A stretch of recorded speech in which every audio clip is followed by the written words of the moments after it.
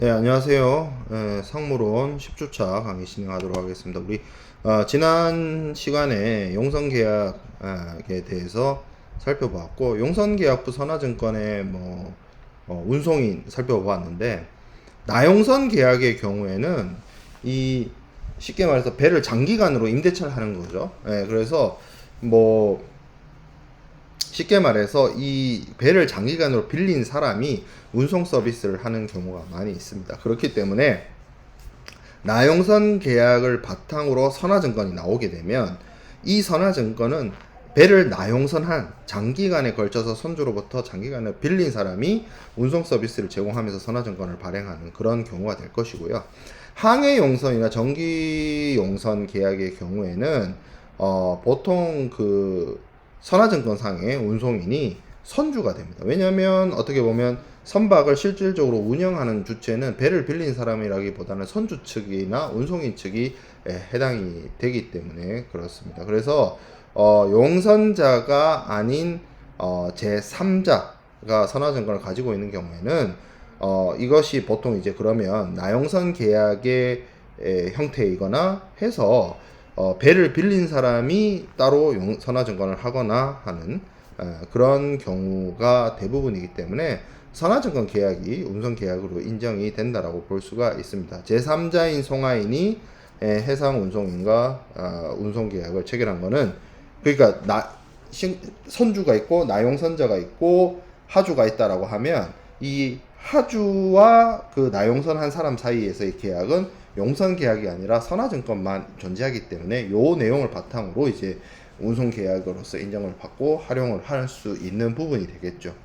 그렇게 용선계약부 선화증권의 사항이나 이런 부분들을 이해를 하면 될 것 같고요. 용선계약부 선화증권. 자, 그러면 이 항해 용선계약이 다양한 형태로 계약이 실무적으로 변형돼서 사용이 됩니다.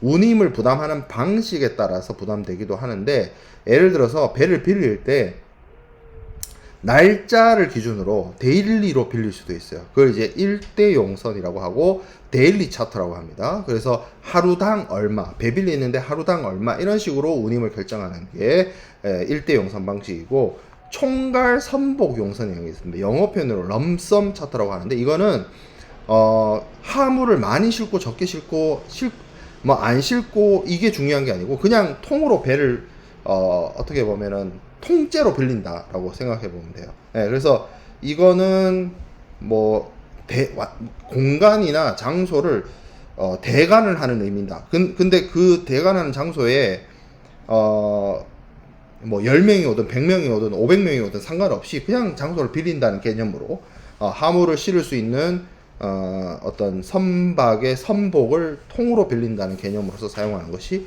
총괄 용선 뭐 해서 럼썸 차터 이렇게 얘기를 합니다. 그리고 하역비와 항비를 부담하는 방식으로서 이야기를 하는 부분이 있는데, 이거는 여기서 말하는 하역은 선박의 화물을 선적하거나 아니면 내리는 양육하는 데에 있어서의 비용을 누가 부담하느냐를 얘기를 합니다. 만약에 선주가 하역비나 항비를 일체 다 부담하는 방식인 그로스텀이라고 하고요. 용선자가 하역비나 항비를 배 빌리는 사람이 다 부담하는 경우를 넷텀이라고 하고요. 용선자가 그 배의 화물을 선적하거나 양육하는 하역비를 부담하고 실제로 운항 중에 항비는 선주가 부담하는 그런 방식을 FIO 이렇게 얘기를 합니다. 지금 여기서 이렇게 쭉 설명하면 여러분들이 이걸 이제 뭐 애워야 되는 부분이거든요. 근데 애우지 않고 접근할 수 있는 방법이 있죠. 뒤에 있으니까 그 부분은 다시 얘기하기를 할 텐데, 이 하역비와 항비 우리 다시 설명하지만 이런 어떤 항만 사용료라든지 연료비라든지 운항 중에 발생되는 비용을 누가 부담하느냐, 화물을 선적할 때, 화물을 양육할 때의 비용을 누가 부담하느냐에 따라서 실제 항해 용선 계약을 체결하더라도 그 부수적인, 이게 어떻게 보면 부수적인 비용의 문제잖아요. 그 부수적인 비용을 누가 부담하느냐에 따라서 운임이 달라질 수도 있고 많아질 수도 있고 그런 부분이기 때문에 정하기 나름이다. 다 계약, 이게 그 용선 계약이라는 계약 이잖아요. 그래서 계약에서 선주와 용선자가 어떤 방식으로 용선 계약을 체결하느냐에 따라서 그 내용이나 이런 부분들이 상당히 많이 달라질 수가 있는 부분이 되겠습니다. 자, 그리고 이것 또한 중요합니다. 정박 기간이라는 게 중요한데 전기선 같은 경우에 뒤에서 설명하게 될 전기선의 경우에는 운항 스케줄이라는 게 있어요.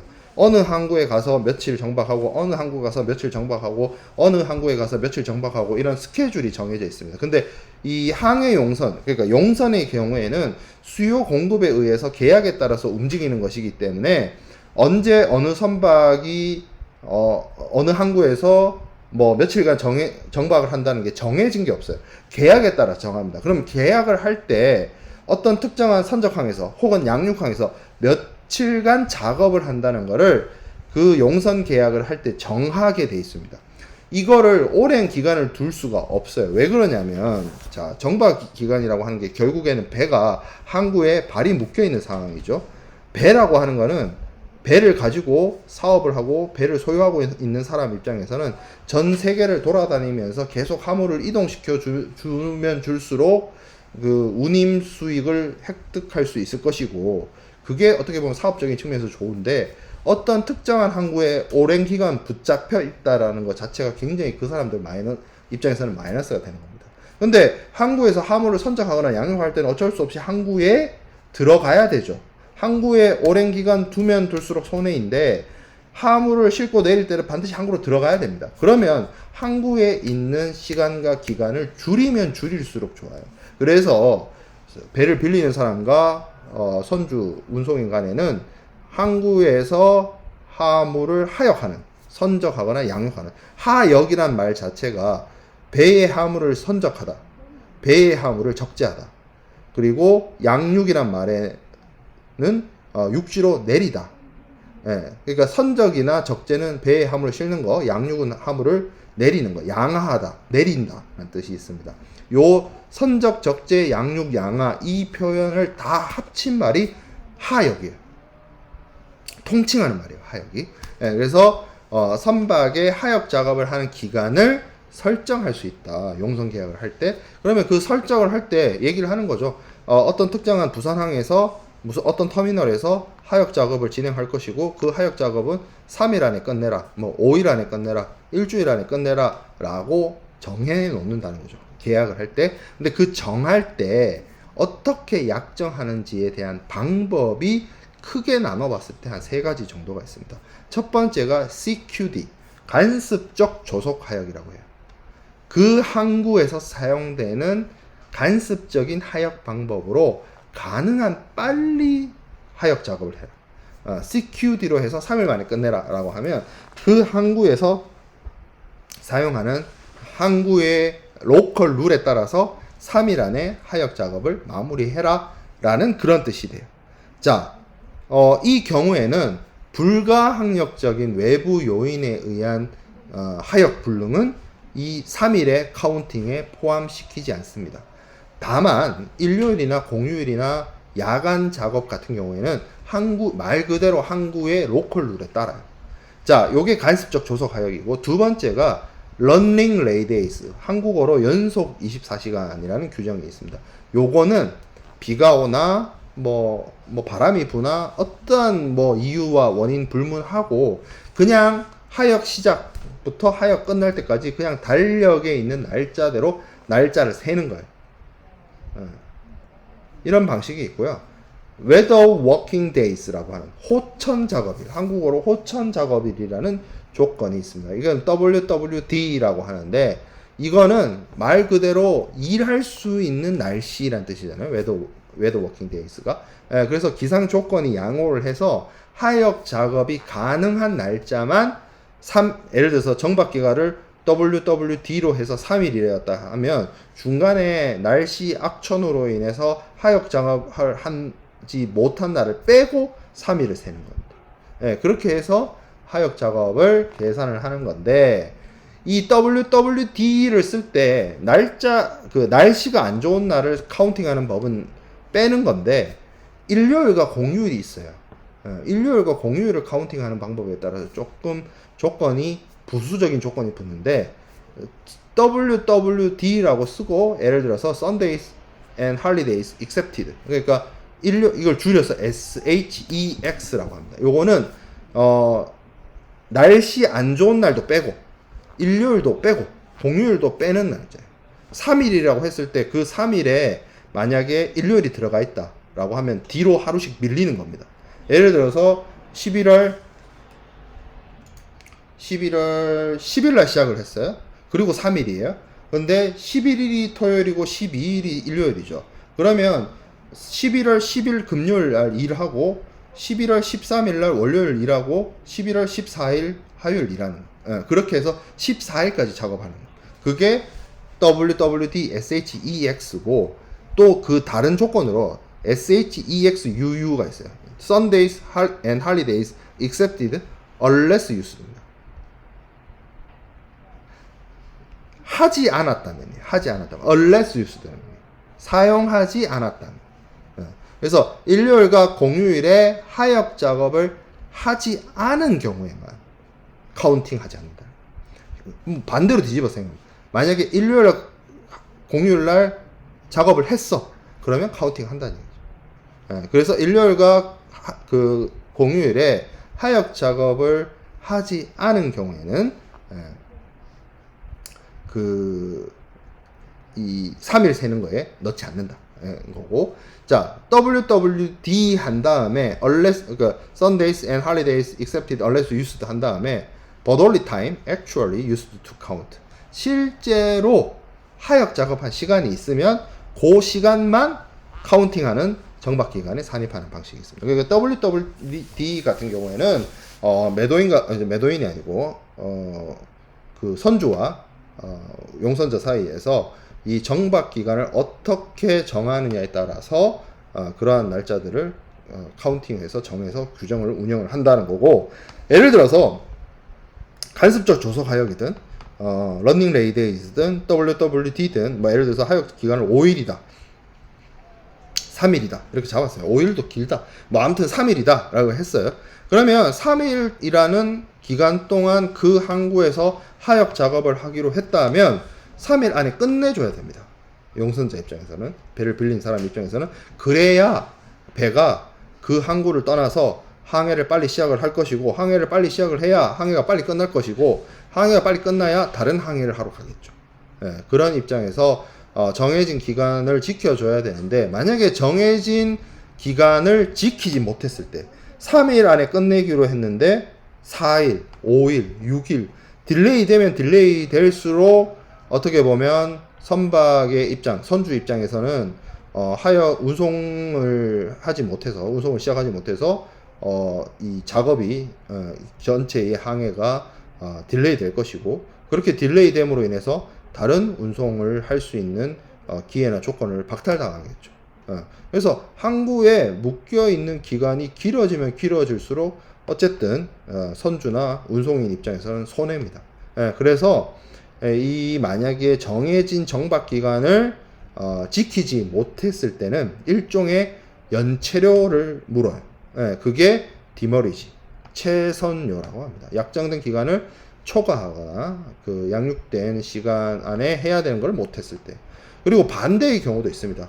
3일 안에 끝내기로 했는데 이틀 만에 끝냈다. 그러면 하루를 세이브 시켜준 거죠. 그럼 고맙죠.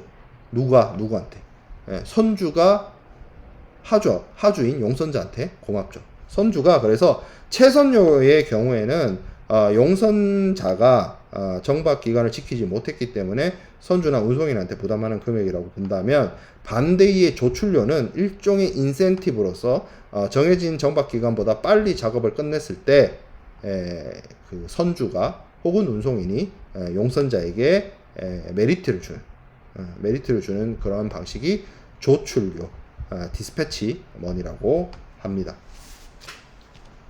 그래서 정리를 하면 하역 불능일을 카운팅을 할 때 불가항력 상관없이 날짜 세는 것은 러닝 레이데이스만 가능한 것이고, 일요일이나 공휴일은 CQD는 그 항구의 로컬 룰에 따라서, 러닝 레이데이스는 뭐 일요일 공휴일 상관없이 그냥 달력으로 세는 거고, 웨더 워킹 데이스는 어떻게 일요일과 공휴일을 처리할지 선주와 용선자 간에 어떻게 특약을 약속을 정하는 거에 따라서 넣을 수도 있고 안 넣을 수도 있고 그렇습니다.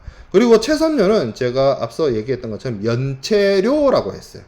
그래서 용선자가 허용된 정박 기간 내에 선적이나 양육, 하역 작업을 마무리하지 못한 경우에 용선자가 선주에게 지급해야 되는 금액을 디머리지 채선료라고 합니다. 반대는 선주가 용선자에게 메리트를 주는 걸 디스패치 머니라고 했죠. 자, 근데 이 채선료도 자 생각해 봅시다. 우리가 도서관에서 책을 빌려서 연체가 됐다고 쳐봐요. 그럼 연체료를 물죠. 근데 이 연체를 한 1년 했다고 칩시다. 아니면 한 10년 했다고 쳐요. 그러면 사실 그 책 빌려가지고 책 잊어먹은 거죠. 그런 경우에는 물어줘야죠. 책값을. 그런 책값을, 그러니까 도서관에 너무 오래 빌려서 연체로 무는 거 아니고 아예 책을 1년간, 1년 그 이상 안 갖다 줘가지고 책값을 물어줘야 되는 그런 상황을 뭐라 그러냐면 체박 손해금, damage for detention이라고 합니다. 이건 일종의 연체료가 아니라 연체료의 성격이 있는 것이 아니라 손해배상을 하는 금액을 체박 손해금이라고 합니다. 여러분들이 그 부분에 대해서 잘 알아둘 필요가 있을 것 같아요. 용어들이 좀 많이 나오네요. 이번 수업 시간에는. 자, 그 다음에 하역 작업과 관련된 용어도 한번 정리를 하고 넘어가도록 하겠습니다. 적재한다, 선적한다를 영어 표현으로는 로딩이라고 하고요. 반대로 양육하다, 양하한다라는 말을 언로딩이라고 합니다. 싣고 내리는 거죠. 로딩, 언로딩. 이 두 말을 합친 말이 하역 작업이다라고 했습니다. 자, 그 다음에 선내 하역 작업. 배 위에 화물을 올려놓는 것만으로 하역 작업이 끝나는 게 아닙니다. 배라고 하는 것은 일단 평평한 곳이 아니죠. 둥근 형태를 띄고 있고, 그리고 배라고 하는 것이 바다의 상황에서는, 바다는 지금 여러분들이 제가 뭐 자주 쓰는 표현이긴 한데, 가까운 강안리 바다나 뭐 해운대 바다에서 항해하는 게 아니잖아요.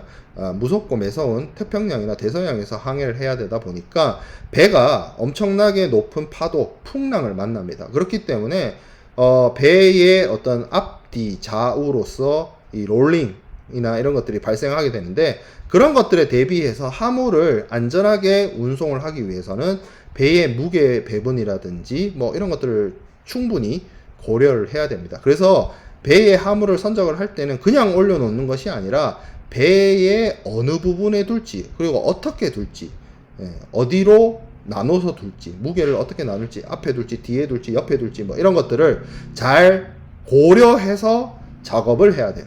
그런 선적 작업의 하역 작업을 할 때 선박 안에서 하는 작업, 그거를 선내 하역이라고 하고, 그 영어 표현으로 스티브 도어라고 합니다. 그리고 이런 작업들을 해주는 업체를 스티브 도어링 컴퍼니, 뭐 이렇게 얘기를 하죠.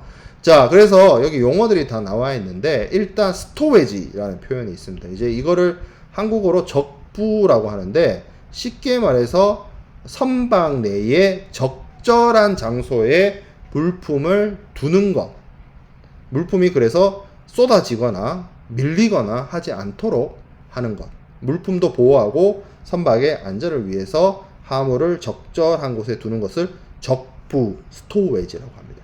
그리고 이런 것들을 할 때 뭐 이렇게 잘 마무리 짓고 정리하고 하는 것들, 그거를 트리밍이라고 하거든요. 그걸 정리 작업이라고 쉽게 생각하면 돼요. 그래서 적부 정리, 요게 사실은 구분을 하는 경우도 있지만 구분이 잘 안 되는 경우도 있긴 합니다. 그리고 같이 쓰기도 하고, 스토웨지 앤 트리밍, 뭐 이렇게 얘기를 표현을 해요.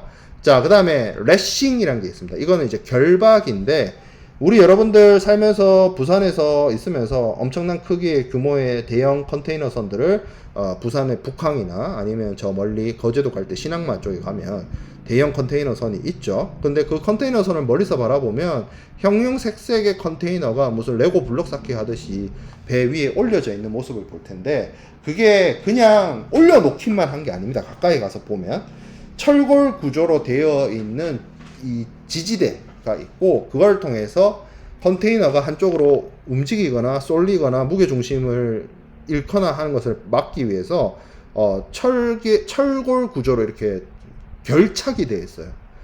그거를 하는 작업을 결박, 레싱 작업이라고 합니다. 그래서 그걸 해야 만약에 큰 풍랑이나 태풍을 만나더라도 컨테이너가 밖으로 움직이거나 하지 않겠죠. 이거는 컨테이너를 제가 기준으로서 설명을 드린 거고, 컨테이너가 아닌 예를 들어서 재래선, 지금 우리가 용선을 얘기를 하고 있죠. 용선을 이야기를 하다가 하역과 관련된 용어들을 정리를 하고 있는데, 용선의 경우에는 컨테이너선이 아니란 말이에요. 재래선이란 말이에요.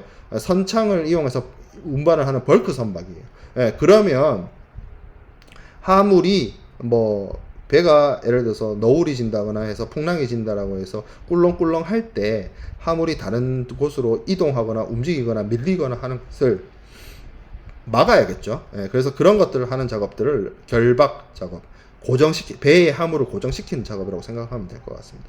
자, 그리고 배가 예를 들어서 철로 만들어져 있죠. 그 위에 화물을 올리게 되는데, 배가 자꾸 이렇게 움직이고 이렇게 앞뒤로 옆으로 이렇게 움직이다 보면 배가 이제 배하고 화물하고 이렇게 계속 부딪히게 되죠. 충돌하거나 마찰하게 돼서 화물이 파손되거나 마모가 되거나 이런 문제가 발생할 수 있게 되는데, 그래서 선박의 화물이 예를 들어서 벌크선의 경우에 이렇게 놓였을 때 밑에 일종의 깔개나 받침대 같은 걸 두는 작업을 해요. 그걸 이제 깔기라고 하고, 자, 예를 들어서 그 선박에 선창에 화물을 집어넣는다고 했을 때 뭔가 지지대 같은 것들이 필요하죠. 그래서 이 지지대를 이제 지주, 쇼링, 아니면 역지주, 반대 위에서 역방향에서 물품의 하부를 지지하는 그런 거, 그리고 수평도 있겠죠. 그런 걸 통해서 선박이 풍랑을 만나서 이렇게 가다 보면 이게 배가 앞뒤로 좌우로 흔들리고 그 안에서 화물이 계속 조금씩 움직이고 한다면 그 화물의 파손도 있을 것이고, 그 화물에 의해서 옆에 다른 화물에도 피해를 줄 수 있고, 선박에도 배가 예를 들어서 운항을 하는데 배 안에 있는 화물들이 쏠려가지고 배 앞쪽으로 확 몰린다든지 배 어느 한쪽으로 또 쏠린다든지 이런 일이 발생하게 되면, 제가 수업 시간에 선박이 일종의 오뚜기처럼 이런 복원력을 가지고 운항을 해야 되는데, 그런 복원력을 상실하게 되고, 그런 복원력을 상실하게 되면 배가 침몰합니다. 전복되거나. 그래서 이런 지주나 이런 것들을 통해서 결박을 잘 하고 하는 작업들이 굉장히 필요하다. 그래서 이런 모든 작업들을 통칭하는 말이 선내 하역 작업, 스티브 도어라고 이야기를 합니다. 자, 그래서 우리가 하역과 관련된 용어를 우리가 일단 살펴보았고요. 그리고 이 스티브 도어를 부담하는 조건에 따라서 그러니까 똑같은 항해 용선 계약이라 할지라도 용선자와 용선자와 선주 사이에서 계약을 체결할 때 이 하역비, 선내 하역비를 어떻게 부담할 것인가에 대해서 미리 사전에 충분히 논의해서 계약을 할 때 규정을 정합니다. 그게 여기 지금 한 6가지 정도로 나와 있는데, 이거 중에 하나를 선택을 하는 거예요. 자, 그래서 첫 번째가 burst텀이 있습니다. burst텀. 쉽게 말해서 전기선하고 똑같은 방식인데, 말 그대로 물품의 선적이나 하역이나 양육이나 적부 정리나 이런 것들을 다 누가 부담하느냐? 선주와 운송이, 배를 운용하는 측이 다 부담해요. 그냥 하주나 용선자 입장에서는 그냥 화물만 전달해주면 알아서 해주는 거예요. 이게 보통 우리가 뒤에서 공부하게 될 전기선이 이런 방식으로 합니다. 그래서 이거를 전기선 조건이라고 하는 거예요. 라이너 텀이라고 하는 거예요. 그래서 여기가 운송의 시작이고 여기가 운송의 끝이라고 봤을 때, 화물을 배에 집어넣는 거, 화물을 아웃시키는 거, 배에서 화물을 내리는 거, 이것까지 다 파란색으로 표시되어 있죠. 이거를 선주가 부담을 한다, 운송인이 부담을 한다, 이렇게 보면 될 수 있습니다. 자, FO가 있어요. 풀이 아웃이에요. 아웃이 풀이란 거죠. 여기서 풀이란 말은 부담하지 않는다, 책임지지 않는다라는 뜻입니다. 그러면 어느 사람이 책임을 지지 않느냐? 기준은 선주입니다. 기준이 선주가 돼요. 기준을 이게 나중에 여러분들 기말고사 칠 때 기준이 하주구나 이러면서 하면 틀리는 선주 기준이에요. 선주 기준. 예. 그래서 아웃이 뭐라 했죠? 배에서 화물을 내리는 거라고 했죠. 예. 근데 그 배에서 화물을 내리는 게 아웃인데 그게 풀이래. 선주가 책임지지 않아요. 그럼 선주가 책임지지 않으면 누가 책임져야 돼? 선주가 책임지지 않으면 그냥 뭐 제3자가 합니까? 아니죠.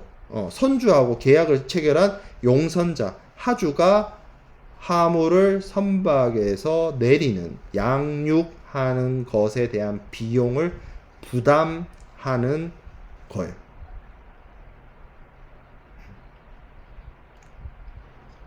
그게 F5입니다. 예, 그래서 여기가 보면 흰색으로 되어 있죠. 그래서 선주 면책, 선주하지 않는다. 그래서 하주가 한다. 용선자가 한다.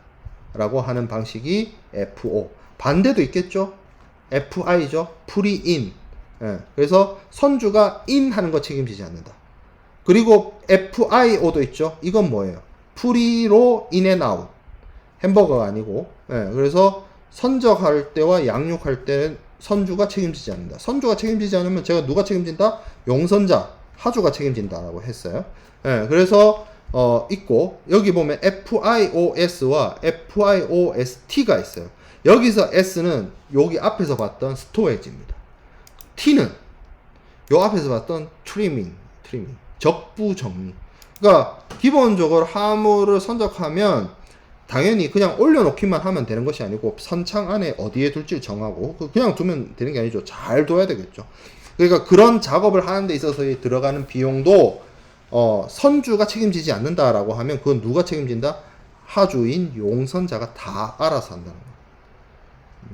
그래서 이 burst term에서 FIOST로 올 때까지 이쪽으로 내려오면 내려올수록 선주가 책임지는 게 적어집니다. 근데 선주가 책임이 지는 것이 적어지고 하주가 책임을 지는 것이 많아지면 질수록 나쁜 거냐? 결코 그렇진 않아요. 왜 그러냐면 저기 보세요. 여기서 이까지 이렇게 내려오는데 제가 이쪽 적부 정리가 있을 때는 이 네모의 크기가 이렇게 커지긴 했습니다만 기본적으로 생각해 보면 이거를 선적하는 것과 양육하는 것을 선주가 다 한다고 했을 때 요 경우하고 양육은 선주가 하지 않고 하주가 직접 한다라고 했을 때 요 두 케이스를 비교를 해보면 운임이 어느 쪽이 더 비쌀까요? 운임이. 하주가 선주한테 용선자가 운송인한테 내야 되는 그 돈이 요 벌스텀과 F5 중에 어느 쪽이 더 비쌀까요? 운임이. 당연히 요 위에가 비쌉니다. 왜? 다 해주잖아요. 그리고 요거하고 비교해 봅시다. 여기는 사각형이 큰 사각이 더 커 보이기도 하죠. 근데 요 파란색으로 칠해져 있는 부분은 훨씬 이쪽이 크죠. 그 얘기는 즉슨 뭐냐면 요렇게 할 때, 즉 화물에 대한 선적과 양육을 선주가 하지 않고 하주가 다 하는 그런 상황. 실제로 선주나 운송인은 말 그대로 그냥 뭐만 하는 거예요. 운송만 시켜주는 거죠. 싣고 내리는 건 하주가 다 해버리니까. 요 케이스하고 FIOS를 쓰는 경우하고 벌스텀의 경우에 운임이 어느 쪽이 더 비싸겠느냐? 당연히 이쪽이 비쌉니다. 쉽게 말하면 이렇게 생각해 보면 돼요. 여러분들 해외 여행 갈 때 호텔팩을 쓰는 거랑 패키지 여행을 가는 거랑, 자, 배낭여행을 가는 거랑 풀 패키지 여행을 가는 거랑 어디가 비싸요? 이쪽이 비싸죠. 네. 그래서 이거는 뭐가 좋고 뭐가 누구한테 유리하고의 문제가 아니라 이건 그냥 뭐 선택의 문제, 선택의. 네. 어쨌든 이 우리가 앞에서 살펴본 정박 기간도 그렇고 그리고 이 하역비를 누가 부담하느냐에 대한 부분도 그렇고 용선 계약을 체결할 때는 그 배를 빌려주는 사람, 선주나 운송인, 그리고 배를 빌려받는 사람, 하주나 용선자의 입장에서 그 젠콘서식이 됐든 파트타임 폼이 됐든 용선 계약서를 작성하고 그 보통 용선 계약서 안에 레이데이스가 이제 정박 기간입니다. 레이데이스를 어떻게 할 것인지, 아니면 선내 하역비인 스티브 도어를 어떻게 할 것인지, 누가 어떻게 얼마만큼 어디까지 부담할지를 미리 사전에 계약서에 다 적어 놓습니다. 그래서 거기에 따라서 매도인과 자꾸 매도인과 매수인이라고 그러는데 이 선주와 하주 간의 그 용선 계약과 관련된 비용 부담을 사전에 미리 다 정하게 되는 거예요. 예, 그래서 그걸 통해서 용선 운송 계약이 진행이 된다라고 볼 수가 있겠습니다. 부정기선 운임에 대한 부분인데 요까지만 설명을 하면 일단 부정기선 운임을 정하는 방식이 있는데 몇 가지 있어요. 그 선복 운임은 앞서 설명을 했던 것처럼 뭐 얼마 실었는지 많이 실었는지 무게가 어떤지 적게 실었는지 이게 중요치 않아. 그냥 통으로 통상 선복을 통째로 빌리는 항해 단위로 빌리는 운임을 선복 운임 럼섬 프라이스라고 하고요. 비율은 비율 운임은 항해 중에 중단됐어. 중단됐어. 그래서 가다가 말았어. 그래서 쉽게 말하면 운송을 하다가 한 60%까지만 가다가 중단됐어. 그럼 그 운송 비율에 따라서 60%만 지급하는 운임을 비율 운임이라고 합니다. 자, 부적 운임인데 부적 운임 하면 여러분들 잘 몰라요. 데드 프라이시라고 하면 돼요. 이거 쉽게 말하면 노쇼야, 노쇼. 그래서 운송 계약을 체결했는데 그 수량을 그 계약 그 운송을 위한 계약 수량을 채우지 못했어.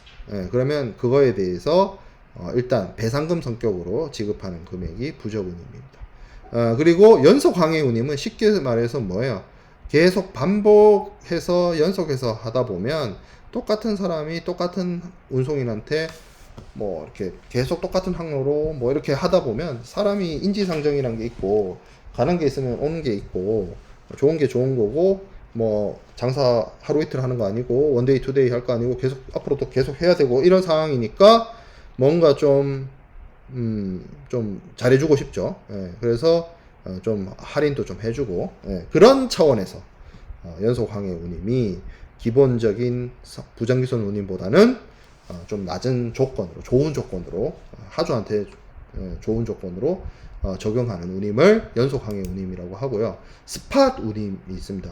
계약 직후 짧은 시간 이게 뭐 핫스팟 뭐 이런 표현을 쓰잖아요. 예, 그래서 요거는 뭐 바로 실어서 할 수 있는 그러면 아무래도 요거는 그 뭐 급행을 찾는 거죠. 쉽게 말하면. 예, 그렇기 때문에 운임이 조금 비싸지는 그런 것이 있고 장기 계약 운임도 오랜 기간 롱텀으로 장기간에 걸쳐서 반복을 해서 하는 운임 그러니까 연속 항해 운임이랑 비슷한 거예요.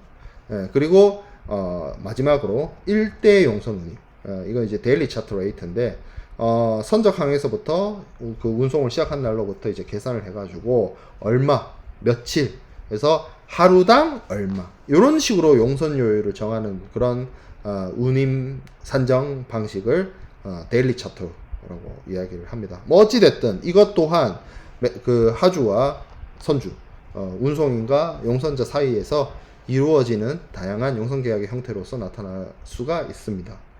자, 여기까지가 우리가 부정기선에 대해서 학습을 했고 이제 목요일날 이번 주는 안내 나간 것처럼 화요일이 온라인 수업이고 목요일 오프라인 수업이죠. 목요일 오프라인 수업 때 나머지 정기선 운송에 대한 부분을 이어서 나가도록 하겠습니다.